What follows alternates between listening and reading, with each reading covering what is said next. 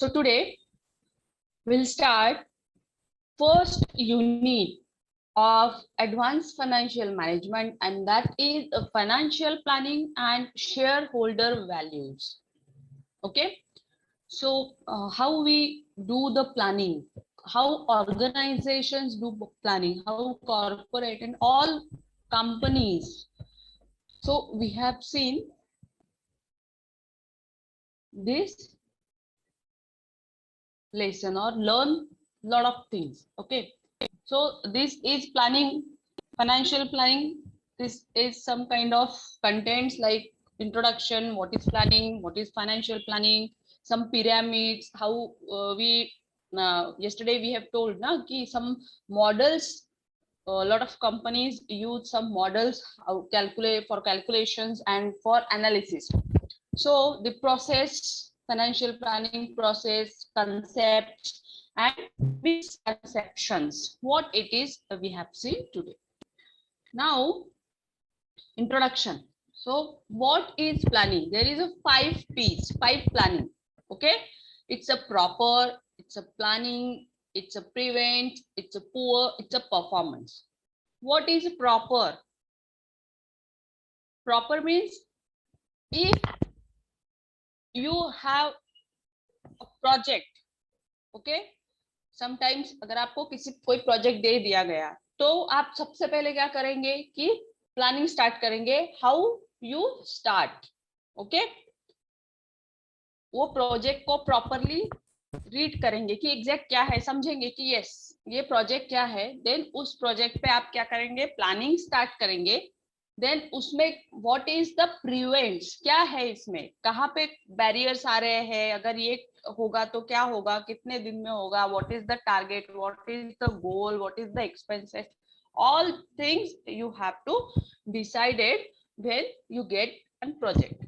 Next, poor. Sometimes it happened, अगर आपका planning poor रहता है या आप प्री प्लान सम एक्टिविटीज करते हो, बट ऑर्गेनाइजेशन में ये सब नहीं चलता है. अगर आपका एक डिसीजन, आपका एक प्लानिंग अगर गलत हो जाता है, टाइम पे नहीं होता है, तो कंपनी को नुकसान होता है और फिर कंपनी हमें एंटरटेन नहीं करती, बिकॉज आपको वो पे कर रही है एज एन एम्प्लॉय, है ना. तो आपका काम, आपका प्लानिंग पुअर नहीं होना चाहिए. Sometime it's happened, but always aware about planning. Performance, अगर आपका परफॉर्मेंस अच्छा नहीं रहा उस प्रोजेक्ट में, बहुत एक्सपेंसेस हो गया या something like that happened, so it's fail. Okay, आपका परफॉर्मेंस अगर अच्छा नहीं रहा तो वहां पे भी आप क्या हो जाओगे, फेल हो जाओगे.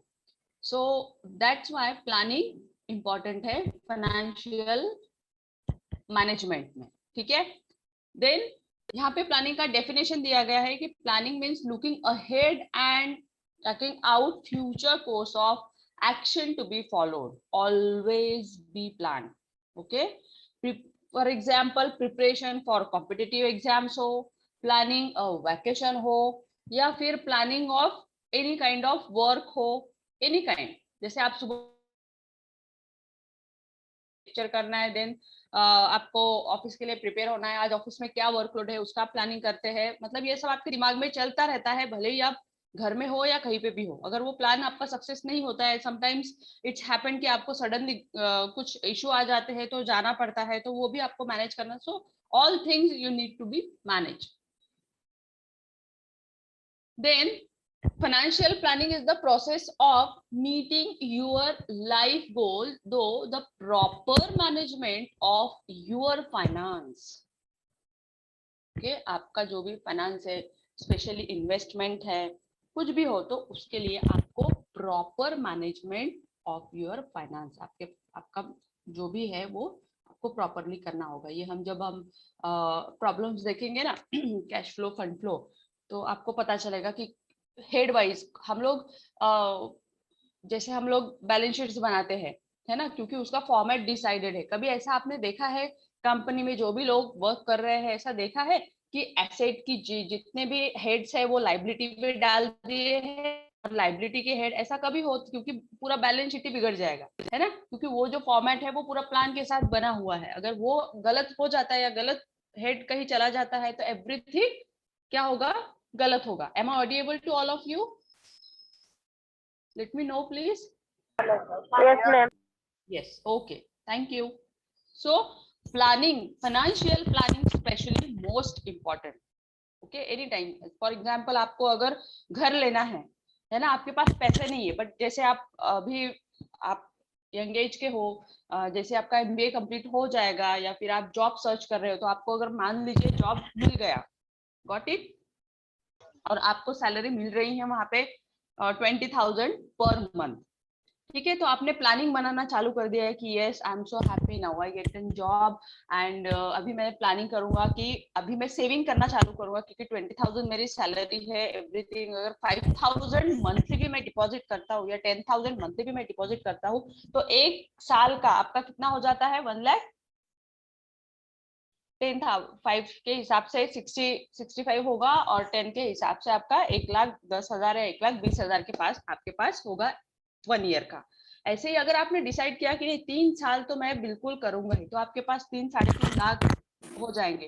तो वो फिर आप डिसाइड करेंगे कि आज चलो अभी 3-3.5 लाख हो गए हैं, तो why we not invested to buying a house. तो आपने क्या किया, बाइंग हाउस के लिया, बाकी का लोन ले लिया, चलो यार मैं 10,000 जो भी आएगा EMI वो पे कर दूंगा, और इसी तरह से आपने 10 साल 15 साल वो EMI पेमेंट करते रहे, आपका घर भी हो गया, आपका जॉब भी गुड चल रहा है. मतलब आपने जो प्लानिंग किया था घर लेने का, है ना, वो विद इन 3 इयर्स में और मैक्सिमम 4 to 5 इयर्स में क्या हो गया, फुलफिल हो गया. Got it. So that is the plan. मतलब आपने उसे छोड़ा नहीं, क्योंकि आपको पता है अगर जॉब करूंगा तो ही मैं EMI दे पाऊंगा, अगर जॉब नहीं करूंगा तो मैं EMI नहीं दे पाऊंगा. और ये 3 साल में आप देखेंगे कि yes when you are join the company, that time you will get or you got some 20,000, but after 3 year or 5 year you will be promoted and you get a hike of your salary, your performance is good because you focus on particular goal, you focus what you want to achieve. ठीक है, so that is the planning. अगर कोई भी चीज हम planning के साथ करते हैं तो डेफिनेटली विल अचीव इट. आपको गाड़ी लेना है तो गाड़ी के लिए भी आप ऐसा ही प्लान है, तो इन्वेस्टमेंट इज मोस्ट इम्पोर्टेंट, है ना. तो आपको कंटिन्यू जॉब करना ही है, आपका परफॉर्मेंस अच्छा होना चाहिए जॉब में, आपका परफॉर्मेंस अच्छा होगा तो डेफिनेटली आपको हाइक मिलेगा, एंड हाइक मिलेगा तो आपका इन्वेस्टमेंट अच्छा होगा, इन्वेस्टमेंट होगा तो आप अपनी ड्रीम्स को फुलफिल कर पाओगे. व्हाटएवर आपको एजुकेशन में एक्सपेंस करना है, या फिर आपको फैमिली के लिए कुछ करना है, फैमिली के लिए कुछ परचेस करना है या खुद के लिए करना है, तो you will be successful to get it whatever you want. Second है कि आपको हायर एजुकेशन के लिए भी जाना है तो आप वैसा प्लान कर सकते हैं, नो इशू, है ना. तो this is the financial planning, but it's most important. बहुत सारे लोगों को होता है यार ठीक है पैसे आ रहे हैं खर्चा कर रहे हैं इधर, बट नहीं प्रॉपर प्लानिंग होगा. अभी हमने देखा पैंडेमिक में बहुत सारे लोग जिनके पास इन्वेस्टमेंट नहीं था या जिन्होंने कभी किया ही नहीं कुछ, तो उनको कितनी तकलीफ हुई. पैसा तो सब कुछ है, मतलब चाहिए, विदाउट मनी तो हम कुछ नहीं कर सकते. अभी जिनको बिजनेस स्टार्ट करना है ना, और उनके पास पैसा नहीं है तो वो सडनली स्टार्ट नहीं कर सकते, फिर वही लोन लो, फिर वो सारी चीजें होती है. तो इसलिए प्लानिंग बहुत इम्पोर्टेंट. एटलीस्ट 4-5 साल भी आपने इन्वेस्ट कर लिया ना, तो वो फंड जो भी आएगा आपको कुछ तो भी नया करने के लिए आपको एक मोटिवेशन मिलेगा, एक कुछ अच्छा स्टार्टअप आप कर पाएंगे. So this is the planning pyramid.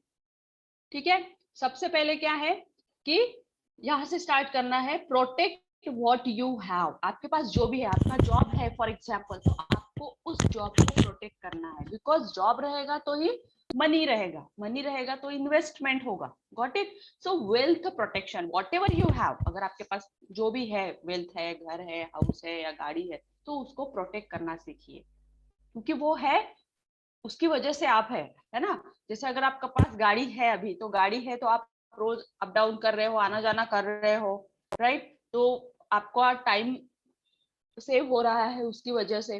तो ये सारी चीजें आपको प्रोटेक्ट करना है. Then wealth creation, day by day बोलो या ईयर बाय ईयर आपको क्रिएट करना है, कुछ तो भी नया खरीदते रहना है, कुछ तो भी नया, क्योंकि इन्वेस्टमेंट होगा तभी तो कुछ नया होगा, इनोवेटिव. सॉरी. सो ये करना है. Wealth distribution, transfer what you have, है ना, ट्रांसफर करते रहना है। ठीक है, अभी आपको सैलरी मिल रही है, हाइक मिल रही है, बढ़ रही है, तो ठीक है, अभी घर हो गया, फिर गाड़ी लेना है, फिर गोल्ड लेना है, फिर म्यूचुअल फंड्स में लेना है, इंश्योरेंस पॉलिसीज लेना है। तो ये जो सिक्योरिटी आप बना रहे हो, ये अपने लिए, अपनी फैमिली के लिए, ये सब आप कर रहे हो, दैट इज ग्रोथ, है ना। इस तरह से पिरामिड, इस तरह से हमें फाइनेंशियल प्लानिंग करना है।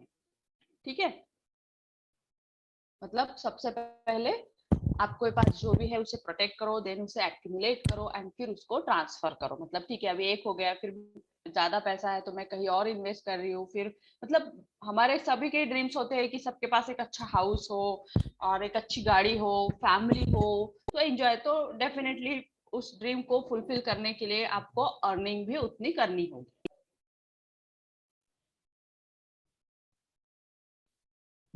फाइनेंशियल प्लानिंग प्रोसेस, प्रोसेस में क्या है, सबसे पहले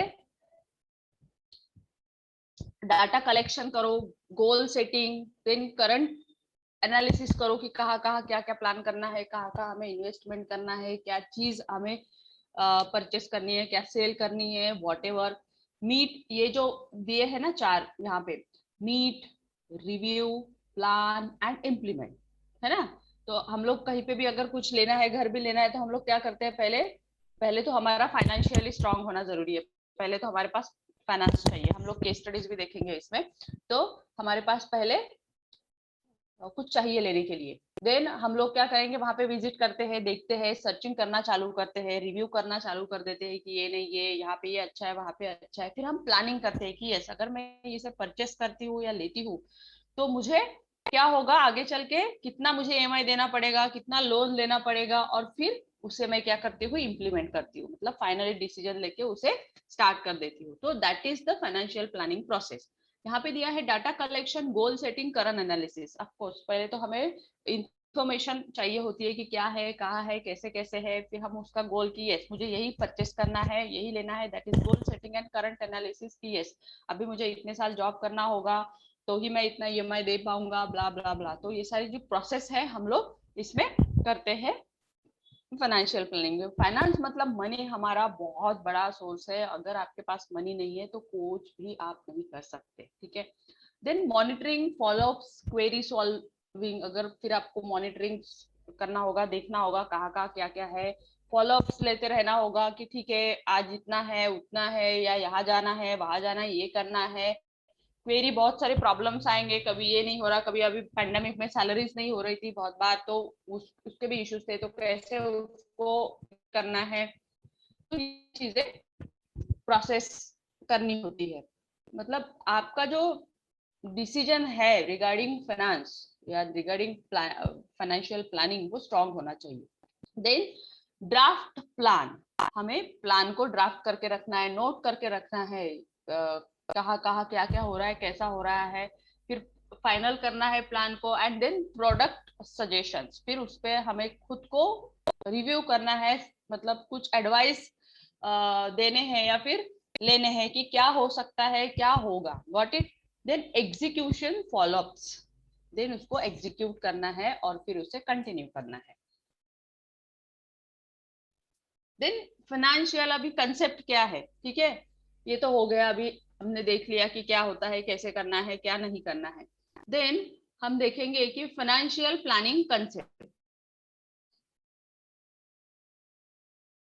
कंसेप्ट्स में क्या है, कैश फ्लो एनालिसिस। ठीक है, कैश फ्लो एनालिसिस क्या है, कैसे हम कैश फ्लो को एनालिसिस करेंगे, जितनी भी हमारे पास कैश आ रही है, कोई भी, इससे बिजनेस से बोलो या पर्सनल कुछ भी आपका होगा, इन्वेस्टमेंट या बिजनेस या कोई भी काम आप कर रहे हैं, तो आपका पहले एनालिसिस है कि कैश कहाँ कहाँ से आ रही है। कंपनीज जितनी भी होती है वो वही देखती है कि कहाँ कहाँ से, कौन से सोर्सेस से कैश आ रही है। ठीक है, current asset allocation and network.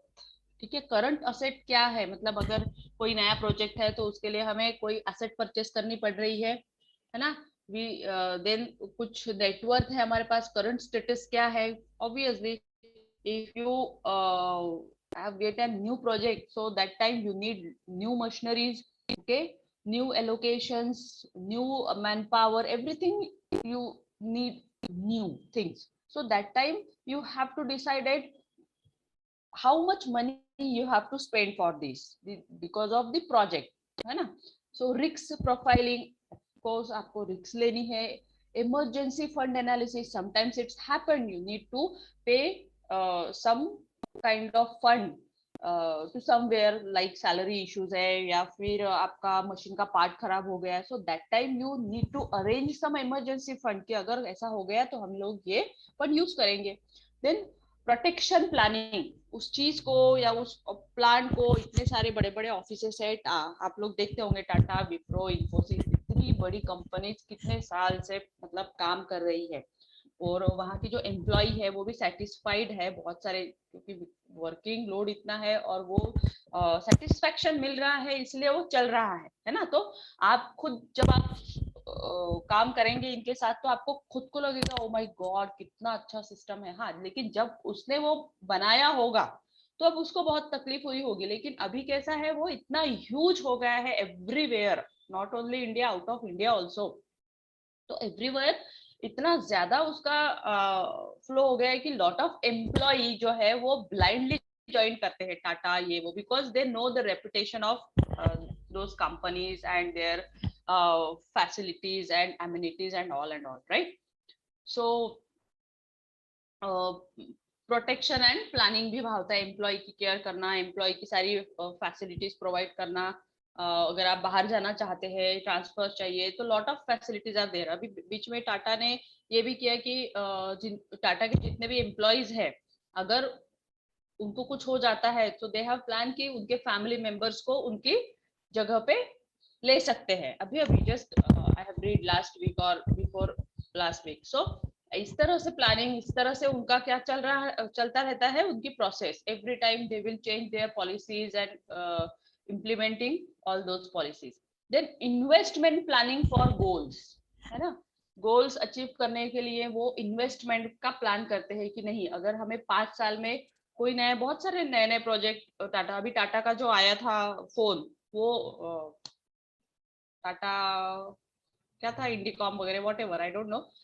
तो वो क्या हो गया, प्रोजेक्ट फेल हो गया. बट उस वक्त जब स्टार्ट हुआ था तो काफी अच्छा कमाया, बट वो लॉस में भी चला गया. तो टाटा कंपनी बंद नहीं हुई, ओके इट्स ओके, नया प्रोजेक्ट उनके पास आया. तो ऐसे नए नए प्रोजेक्ट लेते रहना, एम्प्लॉइज लेते रहना, उस पे इम्प्लीमेंट करते रहना. ये व्हाट इज लाइक दैट कि investment planning for goals, achieve करना है, गोल को अचीव करना है ना. Do not give it, don't give any time. So they will process. तो वैसा ही हमें भी करते रहना है ना. स्टेट प्लानिंग, अगर आपका प्रॉपर्टी या कोई और ये करना है तो उसका प्लानिंग होना चाहिए. टैक्स प्लानिंग मोस्ट इम्पोर्टेंट, आज के डेट में तो टैक्स के बिना तो कुछ होता नहीं है, तो टैक्स प्लानिंग भी करना है. Monitoring portfolio and rebalancing and review. Okay, हर चीज को मैनेज करते हुए, हर चीज को एडजस्ट करते हुए फाइनेंशियल प्लानिंग करना होता है. Then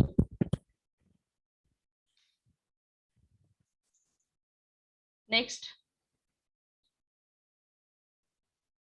this is the concept of cash flow analysis. Financial planning में source of cash, use of cash and change in cash balance, है ना. जितनी भी बड़ी बड़ी कंपनीज होती है वो सोर्स ऑफ कैश, कहाँ से सोर्सेस आ रहा है, कहाँ से आ रहा है, उसका यूज कहाँ हो रहा है, और देन उसका लास्ट में एवरी डे पे वो होता है तो कितना बैलेंस है. ये बहुत इंपॉर्टेंट है, क्योंकि जितना सोर्स रहेगा कैश का उतना तुम आपका जो बिजनेस है जितना भी है वो क्या होगा, एक्सपांड करते रहोगे. Next, now financial planning concept में आता है net worth and current asset allocation. ये तो आपको पता है कि assets minus liability is equal to net worth. जितनी भी असेट्स है ना, आप मतलब करंट असेट्स हो गए या जो लास्ट ईयर की भी है, तो उसमें से जितनी भी लाइबिलिटी, जितने भी एक्सपेंसेस है, जो भी है आपका, अगर माइनस कर लेते हैं तो ये आपका नेटवर्थ आ जाता है. Yes, this is the net worth of your company. इसको अगर बाइफरकेट किया जाए करंट असेट एलोकेशन एनालिसिस में, तो जितने भी करंट एसेट्स है उसमें क्या क्या दिया है, गोल्ड है, डेप्ट एफडीज है कंपनी ने जहाँ पे इन्वेस्ट करके रखी है, रियल एस्टेट में इन्वेस्ट करके रखा है, म्यूचुअल फंड में इन्वेस्ट करके रखा है, एनएससी में इन्वेस्ट, मतलब ये सारी चीजों में जो भी करंट एसेट एलोकेशन है एवरी डे और एवरी टाइम शेयर्स होंगे, मे बी ये तो आ गया डेप्ट एफडीज, इसमें म्यूचुअल फंड में ही आ गया sorry. So those means all it is what current asset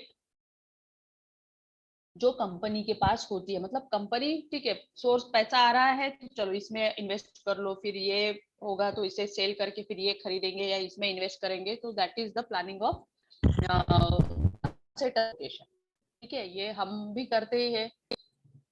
then risk profiling, risk तो लेना है, अगर हम बोलेंगे कि नहीं हम रिस्क नहीं लेंगे, बस हमें पैसा चाहिए इन्वेस्ट ही नहीं करेंगे, तो नहीं हो सकता, तो रिस्क तो लेना ही है। रिस्क में क्या होगा, risk averse, conservative, moderate and aggressive, sometimes it's happen, change होगा, हमें बहुत बार हम कंफ्यूज होते हैं कि ले कि नहीं ले, नहीं बढ़ा तो क्या होगा, बट रिस्क लेनी चाहिए। ठीक है, थोड़ा बहुत थोड़ा थोड़ा इन्वेस्ट करो, है ना। बहुत बार हम लोग क्या करते हैं, शॉर्ट टर्म में लॉन्ग टर्म इन्वेस्टमेंट कर लेते हैं, जिसके लिए हमें काफी समय तक वेट करना होता है।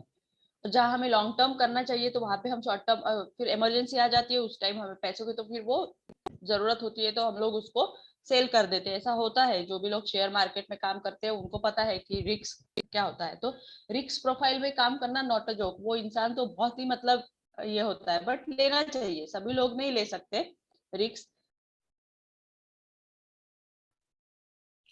बट लाइफ में रिस्क फैक्टर इंपॉर्टेंट है। इवन कंपनीज, बड़ी कंपनीज जैसे टाटा वगैरह तो रिस्क लेते ही है, बहुत सारे प्रोजेक्ट उनके फेल हुए बट उन्होंने छोड़ा नहीं है ना, कुछ ना कुछ नया नया लॉन्च करते रहते हैं, लाते रहते हैं। So risk factor is important.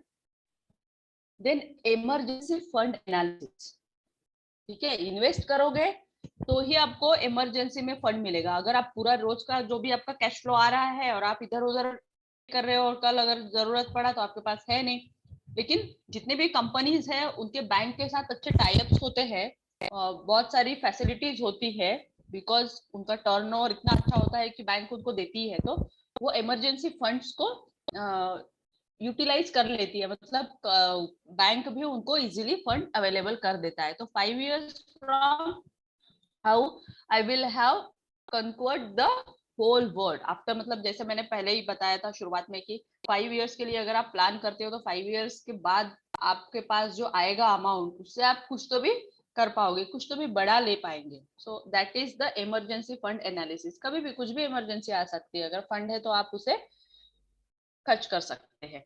Now emergency fund analysis में maintain a fund with 3 to 6 times of your monthly expenses in investment. कोशिश करिए कि जो भी जितना भी आता है, अगर पर्सनली देखा जाए तो आप तो पर्सनली सभी लोग इन्वेस्टमेंट करते हैं, बट कंपनी के पर्पज से देखा जाए तो कंपनी एवरीडे कुछ खरीदती रहती है, इन्वेस्ट करती रहती है, शेयर में, म्यूचुअल फंड्स में, एवरीडे प्रॉपर्टीज में, एवरीडे। ठीक है, तो फंड का अलोकेशन इतना अच्छा होता है बड़ी कंपनीज का, और उसमें अगर जैसे प्रोडक्ट सजेस्ट किया जाए तो कैश है, शॉर्ट टर्म फिक्स डिपॉजिट करते रहते हैं, देन स्वीप इन अकाउंट्स अगर कहीं और भेजना है, फॉरेन बॉन्ड्स वगैरह, अभी ये क्रिप्टो करेंसीज वगैरह बहुत सारी कंपनीज उसमें इन्वेस्ट कर रही है, कुछ सेविंग अकाउंट ये कर लेते हैं, म्यूचुअल फंड तो आप कहीं पे भी इन्वेस्ट कर सकते हैं। ठीक है, दैट इज द मतलब क्या होगा कि अभी से आप करेंगे तो इमरजेंसी फंड आपके लिए इजीली अवेलेबल होगा, नहीं तो फिर लोन है, ये है, वो सारी चीजें कंपनी को तो इजीली मिल जाता है, but personally I don't know कि कितना और कैसे मिलता है। नाउ प्रोटेक्शन प्लानिंग, तो प्रोटेक्शन के लिए इंश्योरेंस है, रिस्क लेना है, इंश्योरेंस लेना है, इंश्योरेंस लोगे तो ही आपको अच्छा प्रोटेक्शन मिलेगा। अगर आज की डेट में आपका इंश्योरेंस है, मान लीजिए 3 लाख का, 5 लाख का, और आप सैलरी एम्प्लॉय हो, आपको रेगुलर सैलरी मिल रही है और आपने कहीं इन्वेस्टमेंट नहीं किया, लेकिन आपने पॉलिसीज या इंश्योरेंस अच्छे अच्छे लेके रखे हैं, है ना, तो वो इंश्योरेंस के बेस पे भी आपको लोन मिलता है। कंपनीज क्या करती है, वैसे जितनी भी मशीनरीज है, एम्प्लॉइज, ये वो सबको इंश्योरेंस की फैसिलिटी दे देती है, सबका इंश्योरेंस निकाल लेती है। तो ऑन दैट बेसिस में अगर कुछ किसी को कुछ हो गया तो वो पॉलिसी जो है उसको काम आती है। कंपनी को उसको कुछ करने की जरूरत नहीं होती। इवन दो कंपनी के भी सारे इंश्योरेंस होते हैं, मशीनरी का इंश्योरेंस होता है, ऑफिस का इंश्योरेंस होता है, ईच एंड एवरी असेट्स का इंश्योरेंस होता है। तो उससे क्या होता है, कंपनी को अगर कुछ नुकसान भी हो गया या कभी कुछ आग लग गई या कुछ हो गया तो वो इंश्योरेंस क्या होता है, रिकवरी। इंश्योरेंस होने की वजह से उनको वो सारी चीजें इजीली रिकवर होती है। तो सबसे पहले मैं तो आप सबको सजेस्ट करूंगी, अगर आपको जॉब मिलता है तो सबसे पहले आप इंश्योरेंस लीजिए, अपना या फिर अपने फैमिली का। ठीक है, मतलब बहुत इंपॉर्टेंट है सबसे पहले। और वो इंश्योरेंस पॉलिसी अगर आपकी होगी तो ऑन दैट बेसिस पे आपको 5 इयर्स के बाद लोन भी मिलेगा। ठीक है, तो इंश्योरेंस बहुत इंपॉर्टेंट है। अभी इंश्योरेंस में क्या है, इनकम एक्सपेंसेस है, ऑब्वियसली लाइबिलिटीज तो रहेगी, एक्स होम लोन है या कुछ है, लेना ही होगा। सम अगर मैरिड है, फैमिलियर है, तो किड्स का जो भी एजुकेशन है उसका खर्चा होगा। देन जो आपका क्वांटम ऑफ लाइफ इंश्योरेंस है ना, वो आपको मतलब ऐसी ऐसी चीजें प्रोवाइड करेगा कि आपने कभी सोची भी नहीं थी। अगर आप कहीं बीमार हो जाते हो या फैमिली में कहीं कुछ हो जाता है तो वो पॉलिसी जो भी इंश्योरेंस है वो आपकी बहुत हेल्प करेगा। आपको एक्स्ट्रा कहीं जाना नहीं होगा या किसी से मांगना नहीं होगा, लेकिन पॉलिसी इज इम्पोर्टेंट है ना। लाइफ इंश्योरेंस, प्रोटेक्शन प्लानिंग ये क्या है, बहुत इंपॉर्टेंट है। खुद का भी, फैमिली का भी, और आपके पास जितने भी असेट्स है उसका भी। कभी भी खुदा ना खास्ता कभी कुछ हो गया और आपके पास अगर इंश्योरेंस है तो definitely they will, car insurance है ना, व्हीकल इंश्योरेंस, तो कभी भी आपको उतना जो भी नुकसान हुआ है वो आपको क्या होता है, ऑलरेडी बैक मिल जाता है। तो ये बहुत इंपॉर्टेंट है। Then income replacement method, expenses replacement method, है ना। इनकम अगर हो रहा है तो उसको आप रिप्लेस करते हैं, यार इसमें तो कुछ मेरा हो नहीं रहा है, मतलब उसमें मुझे कुछ अच्छा प्रॉफिट नहीं मिल रहा है, तो व्हाट वी डू, तो आपने क्या किया, रिप्लेस कर दिया। आपने जितना भी म्यूचुअल फंड में डाला था वो पैसा आपको मतलब वो म्यूचुअल फंड अच्छा नहीं है या कुछ प्रॉब्लम आ रही है, उसमें अच्छा इंटरेस्ट नहीं मिल रहा है, जैसे मान लीजिए 2-3 लाख है, तो आपने क्या किया कि नहीं, अभी वो पैसा रिप्लेस करके गोल्ड खरीद लिया, बिकॉज गोल्ड का रेट अभी अच्छा है ना। तो इस तरह से हम लोग रिप्लेस कर सकते हैं। एक्सपेंसेस भी रिप्लेस होते हैं कि ठीक है, जहाँ पे ज्यादा हो रहा है उसे कम करो, है ना। Then recommended product, term insurance आजकल बहुत चल रहा है। टर्म इंश्योरेंस बहुत सारी कंपनीज है, कोटक है, HDFC है, देन बहुत सारी कंपनीज है जो बोल रही है कि नहीं टर्म इंश्योरेंस लो। मतलब अभी कोविड में भी जिन जिन लोगों ने लिया था टर्म इंश्योरेंस, जैसे 1 करोड़ का, 50 lakhs का, और उसमें आप मंथली भी पे कर सकते हो और शायद से ईयरली भी पे कर सकते हो। First time you have to paid yearly basis, right. तो वो टर्म इंश्योरेंस कैसा है, अगर आपने 1 करोड़ का ले लिया प्लान, मतलब तो उसमें क्या होगा, आपने 3 साल भरना है। ठीक है, तो 3 साल भरने के बाद कोई कंपनी बोलती है कि 1 साल ही भरना है, कोई बोलती है कि 3 साल। अगर आप 3 साल भर रहे हो और खुदा ना खास्ता अगर कुछ हो जाता है तो आपकी जो भी लाइबिलिटीज होती है, जैसे आपने घर के लिए लोन दिया हो या बच्चों के एजुकेशन के लिए लोन दिया हो, ऐसा कुछ हो जाता है तो वो इंश्योरेंस क्या करता है, वो सारी रिकवरी कर देता है, बिकॉज आपने 1 करोड़ का इंश्योरेंस लिया है। मैंने देखा है कि पैंडेमिक में जिन जिन लोगों ने इंश्योरेंस लिए हुए उनको कोई भी तकलीफ नहीं हुई है ना। और वो तो ठीक है, बहुत सारे लोगों को तो पैसा भी काम नहीं आया, ठीक है, बट जिनका था, वन ऑफ माय फ्रेंड, मैं आपको एग्जांपल बताती हूँ। One of my friend, she just married last means 2018, okay, उन्होंने 2018 में शादी करी थी। और जब उनकी शादी हुई थी तो दैट टाइम उन्होंने, उनके हस्बैंड ने ये इंश्योरेंस, टर्म इंश्योरेंस का प्लान ले लिया था 1 करोड़ का। तो वो बहुत उस पे मतलब ये हो गई थी कि तुमने इतना बड़ा ले लिया, क्यों लिया, कैसे करेंगे, ब्ला ब्ला ब्ला। फिर अभी ये पेंडेमिक में उनके हस्बैंड चले गए, है ना, और उस टाइम उन्होंने घर ले लिया।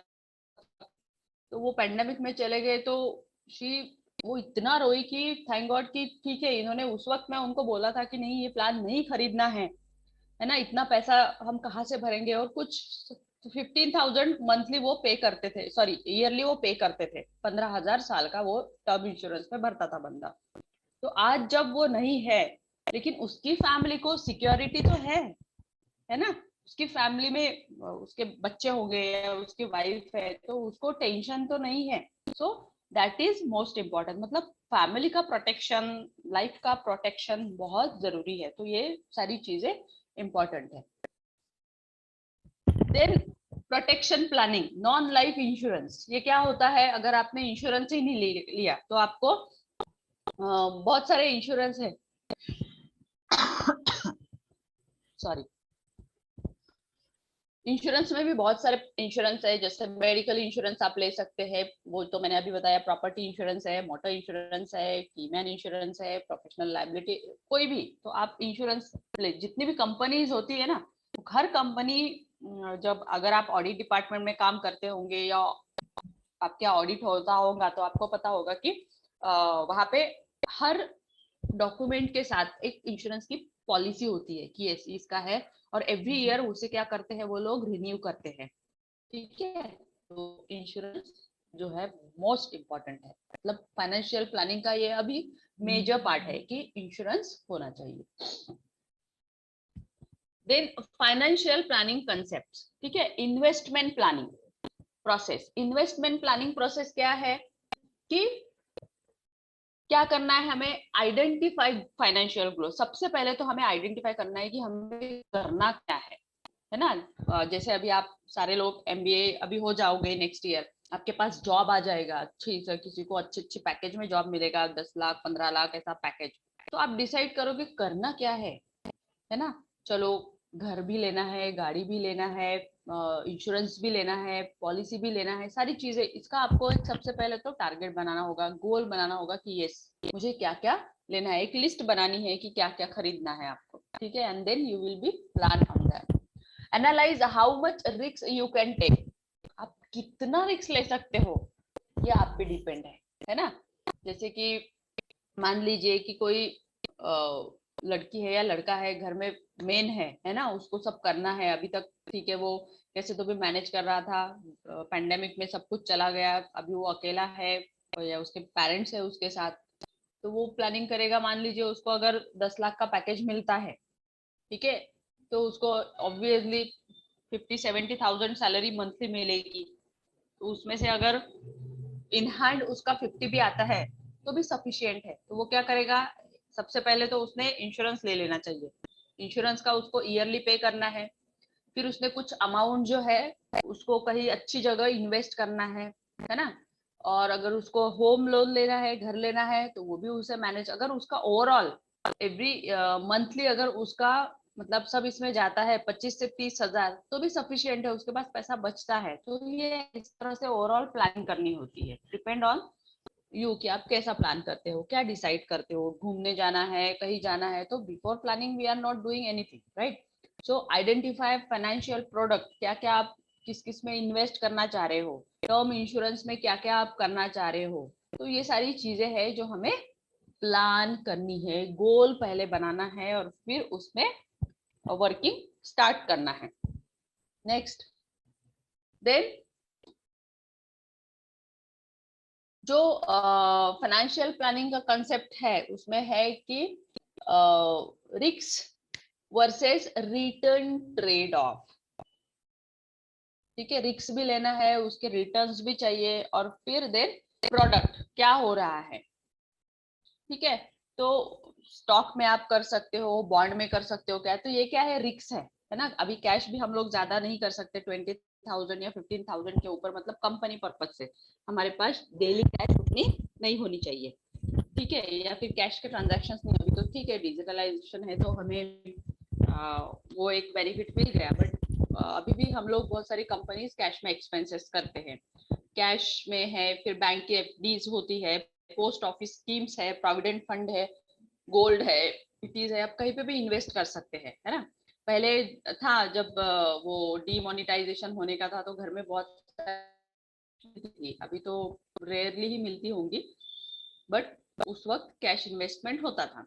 म्यूचुअल डेप्ट्स में आप कर सकते हो, बहुत सारी कंपनीज है, एफडीज है, बैंक की बहुत सारी स्कीम्स है, उसमें आप मतलब इन्वेस्ट कर सकते हो। म्यूचुअल फंड की भी स्कीम है, प्रॉपर्टी में इन्वेस्ट कर सकते हो, इक्विटीज में ले सकते हो, बॉन्ड्स है, कहीं पे भी आप इन्वेस्ट कर सकते हो। तो डिपेंड ऑन यू कि आपको कहाँ इन्वेस्ट करना है, आपके अर्निंग कितना है, वो एक मोस्ट इम्पॉर्टेंट है। देन आपको देखना है कि रिस्क कैसा ले, मतलब जैसे आपने अभी घर ले लिया है, घर के लिए आपने प्लानिंग कर लिया, घर ले लिया, रिस्क ले लिया, लेकिन आपको पता है कि मुझे 20 साल ईएमआई पे करना है। लेकिन सडनली ऐसा हो गया है कि आपको आफ्टर 5 इयर्स, मान लीजिए अभी आपको 10 लाख का पैकेज मिल रहा है, लेकिन आफ्टर 5 इयर्स आपको 15 लाख हो गया, 20 लाख का पैकेज हो गया, तो आप 20 साल तक थोड़ी ईएमआई पे करोगे, है ना। अगर आ गया तो आपने क्या किया, फट से रिस्क ले ली और पेमेंट कर दिया। अगर आपके पास कहीं से पैसा आ रहा है, इन्वेस्टमेंट का कुछ हो रहा है, तो वो भी आपने पे कर दिया, तो 20 साल आपको पे करने की जरूरत नहीं है। या मान लीजिए किसी को कुछ मतलब हो जाता है, एक्सीडेंट हो जाता है या डेथ हो जाती है, तो आपके पास इंश्योरेंस होगा, तो वो इंश्योरेंस के वे से आप क्या कर लोगे, उसे पे कर दोगे, है ना, अमाउंट से। So risk is most important. Then investment planning, time value money, ये तो है भाई, टाइम का जो भी वैल्यू करेगा मनी उसके पास ऑटोमेटिकली आएगा, है ना, ये मतलब फैक्ट है ये। सो टाइम मनी एंड इंटरेस्ट, ठीक है, टाइम रहेगा तो मनी रहेगा, मनी रहेगा तो इंटरेस्ट रहेगा, और ये सारी चीजें आप इजीली करेंगे। जैसे invest as much as possible and as often as possible, जितना ज्यादा हो सकता है उतना इन्वेस्ट करो। Invest at highest interest rate possible, best opportunity, like FDs हो गया, या फिर जो भी आपको परचेस करना है। जैसे आज मैंने अगर एक प्रॉपर्टी खरीदी, आज की डेट में 10 लाख में मुझे मिल रही है, तो आफ्टर 20 इयर्स वो तो 1 करोड़ तक चली जाएंगी, है ना। तो इस तरह से आप मतलब ये वे से आप इन्वेस्ट करो, है ना। फ्यूचर का सोचो कि यस, अगर आज मुझे ये चीज 10 में मिल रही है, तो आफ्टर 10 इयर्स इसकी वैल्यू तो इजिली ये हो जाएगी। So invest as long as possible, power of compounding, what it. So जितनी भी कंपनीज या कॉर्पोरेट्स होते हैं, वो long terms, always long terms ये करते हैं। और समटाइम्स ऐसा होता है, जैसे अभी पैंडेमिक में हुआ कि कंपनीज के पास पैसा नहीं था, तो बैंक ने क्या किया, सपोर्ट किया है, बिकॉज ऑफ द रेपुटेशन, क्योंकि उनको पता है कि ऑलवेज हर साल कंपनी हमसे कुछ ना कुछ परचेस करती है, कंपनी कुछ खरीदती रहती है, कुछ देती रहती है। तो उनके जो इन्वेस्टमेंट था वो बेस पे बैंक लोगों ने क्या किया, जितने भी बैंक थे, जितनी भी बड़ी बड़ी कंपनी, उनको सपोर्ट करके उनको उनका जो प्रॉफिट है वो बढ़ाया है ना, मतलब ऐसे टाइम में। Then diversification and assets allocation, ठीक है, होता है कभी कभी नुकसान भी हो जाता है, सम गैम्बलिंग्स होते हैं, सम इन्वेस्ट होता है, इन्वेस्टमेंट होता है, तो कभी कभी हम लोग कर लेते हैं ऐसा, बट रिस्क लेना पड़ेगा। विदाउट रिस्क हम नहीं कर सकते। जैसे कि मान लीजिए कि गोल्ड में किसी ने इन्वेस्ट कर लिया है, तो गोल्ड का इन्वेस्टमेंट अच्छा ही है, उसमें उसमें लॉस नहीं होगा, है ना, क्योंकि वो अब ही चल रहा है। तो उससे क्या होता है कि आपकी असेट बढ़ रही है, आपका घर हो गया, आपके पास गोल्ड आ गया, आपके पास गाड़ी आ गई। मतलब अगर आप बैक टाइम में देखेंगे कि 10 साल पहले मैं एक एमबीए का स्टूडेंट था, एक प्लेन एमबीए मैंने किया, और जब मुझे जॉब लगा तो मैंने ये सारी चीजें भी खरीद ली, है ना। तो ये सारे चेंजेस लाइफ में आ गए हैं। तो कंपनी के साथ भी ऐसा ही होता है कि एम्प्लॉय तो आते जाते रहते हैं, आपका परफॉर्मेंस कैसा है आपके, तो ये मतलब उस बेस पे कंपनी क्या करती है, आपको प्रमोशंस देती है, ईच एंड एवरीथिंग, और आपका ग्रोथ होता है। तो इन्वेस्टमेंट भी बहुत इंपॉर्टेंट है। स्टेट का प्लानिंग क्या होता है कि state planning involves making plans for the transfer of your state after death. अगर आपको ट्रांसफर करना है ना, तो वो आप कर सकते हैं। Your state is all the property that you own. It can include cash हो सकती है, ज्वेलरी हो सकती है, कार हो सकते हैं, हाउस हो सकता है, लैंड हो सकता है, रिटायरमेंट का जो भी अमाउंट आता है वो हो सकता है, इन्वेस्टमेंट एंड सेविंग्स हो सकता है, वॉट एवर। नॉमिनेशंस आपको देना है, आजकल बैंक भी लेती है। जैसे आप कोई भी बैंक में अकाउंट ओपन करने जाओ, तो सबसे पहले बोलता है कि आपका नॉमिनीज का नेम बताओ। इंश्योरेंस पॉलिसी अगर आप लेते हैं, तो दे विल आस्क कि हु इज योर नॉमिनी, ठीक है ना, क्योंकि उनको पता है कि आफ्टर डेथ अगर आपके पास इतना कुछ है, तो वो कहाँ जाएगा, किसे आप देंगे। तो ये इंपॉर्टेंट है। Then tax planning, tax planning is most important. हमें तो टैक्स पे करना है, विदाउट टैक्स तो कुछ होता नहीं है। एवरी ईयर हमें टैक्स पे करना है, भले ही नील भरो, लेकिन भरो कि आपने कितना ये साल में अचीव किया है और कितना खर्चा किया, कितना इन्वेस्ट किया, कितनी पॉलिसीज ली, most important. So nothing is certain but death and tax is important. कोई भी सीधे से नहीं मिलता, ये तो है। सो टैक्स सेविंग प्रोडक्ट में है सेक्शन 80C, जो हमें क्या मिलता है, उसमें रिलीफ मिलता है ना, मतलब हमें वो पे नहीं करना होता, उसमें हमें एग्जम्पशंस मिलता है। तो कौन सी चीज में एग्जम्पशंस मिलता है? अगर आपने जैसे बहुत सारे वो यार मैंने इन्वेस्ट कर लिया फिर मुझे टैक्स पे करना पड़ेगा, नो नो नो। इसमें आपको जैसे अगर आपकी पॉलिसीज है, आपके पास सैलरीज है, तो ये चीज ऐसी है मतलब कि आपको एग्जम्पशंस मिलता है, आपको टैक्स पे नहीं करना पड़ता है ना। जिनके पास इंश्योरेंस है, एफडीज है, तो इसमें आपको एग्जम्पशन, तो प्लान भी ऐसे ही लीजिए आप जिसमें आपको कम से कम टैक्स पे करना पड़े। तो ये सेक्शन का है। लाइफ इंश्योरेंस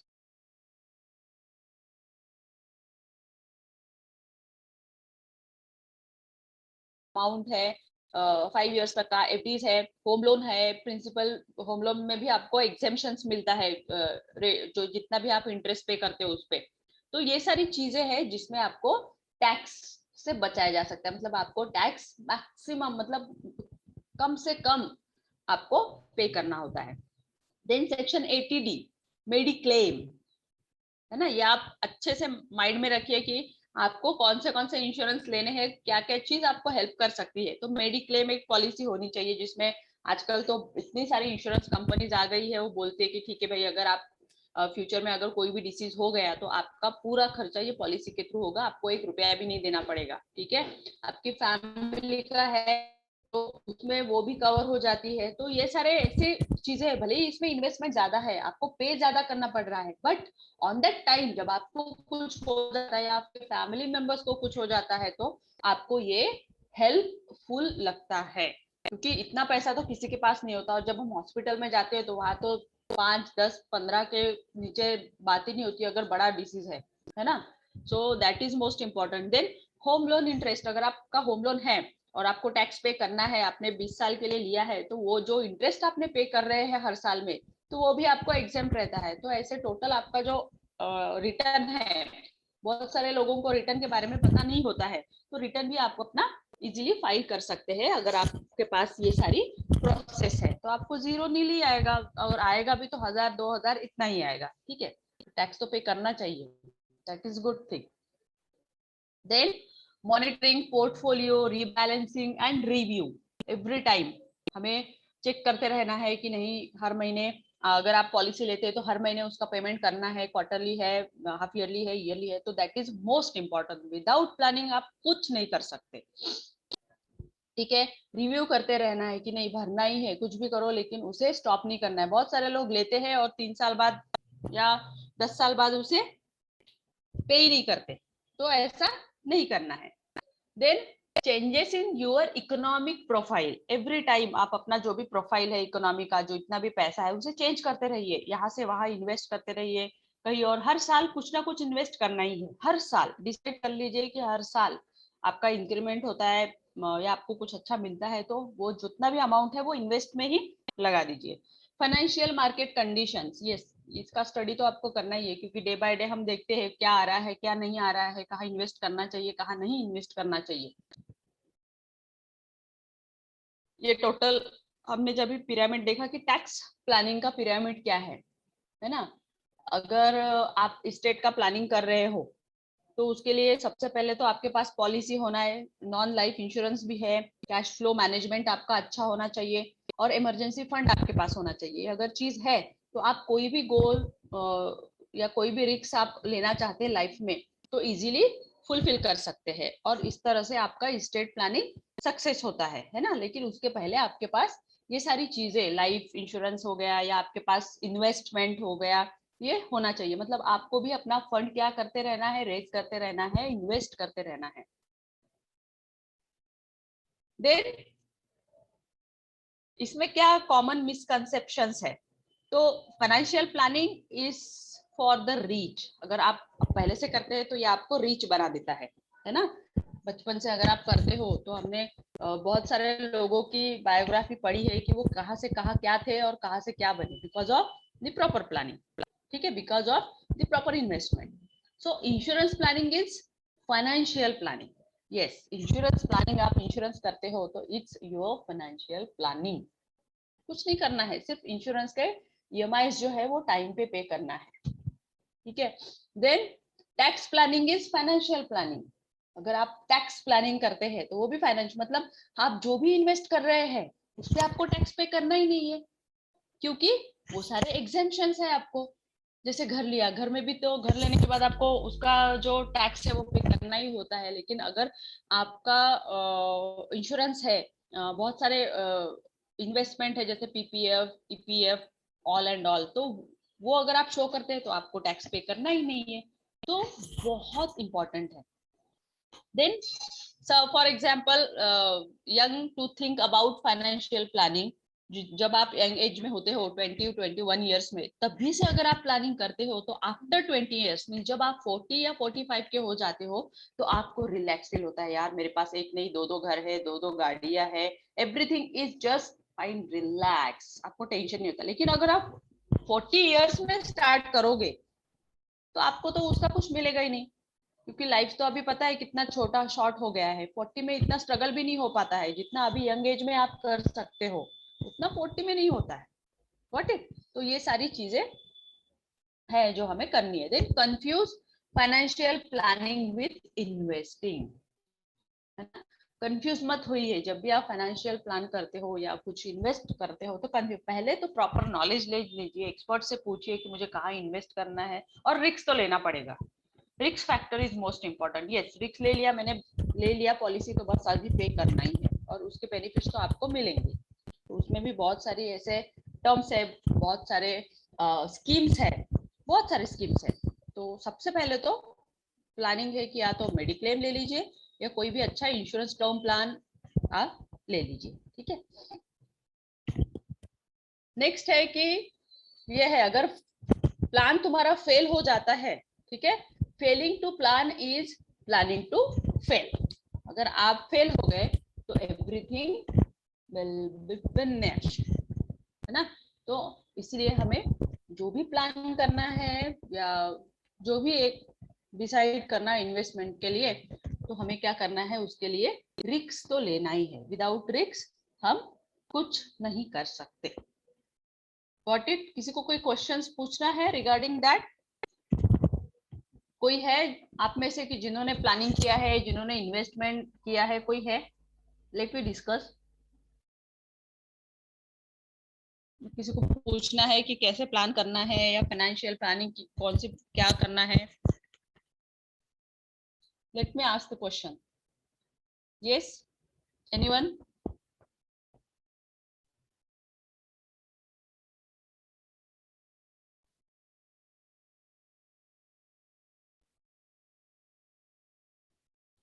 नहीं पूछना है किसी को कुछ?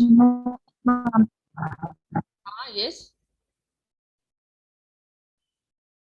आवाज इतनी है. हेलो.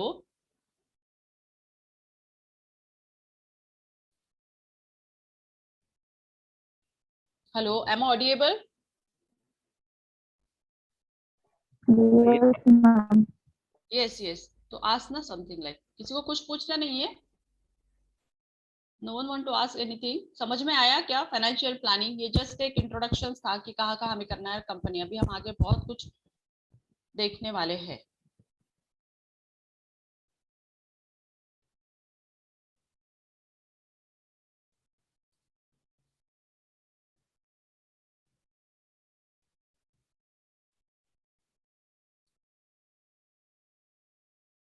किसी को कुछ पूछना नहीं है? मतलब सब लोगों ने प्लानिंग करके रखा है क्या करना है क्या नहीं? हम्म. सबका डिसाइडेड है क्या?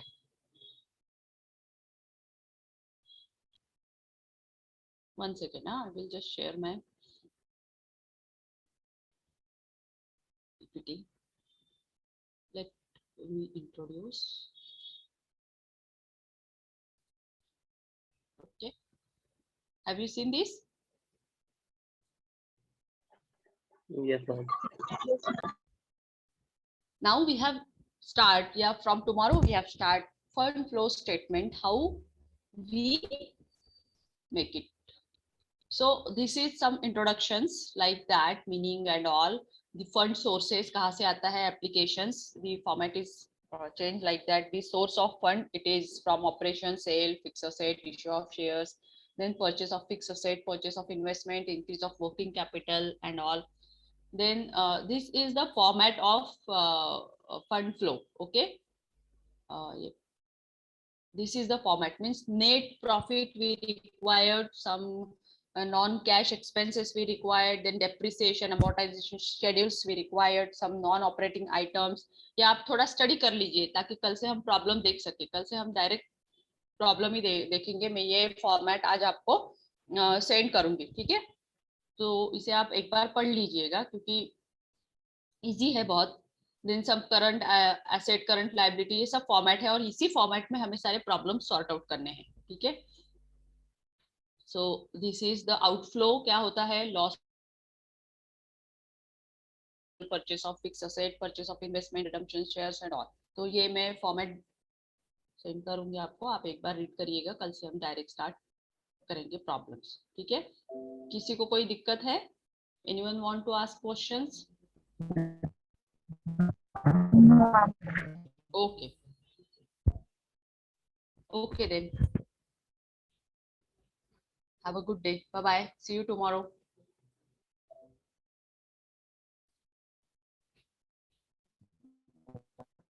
No.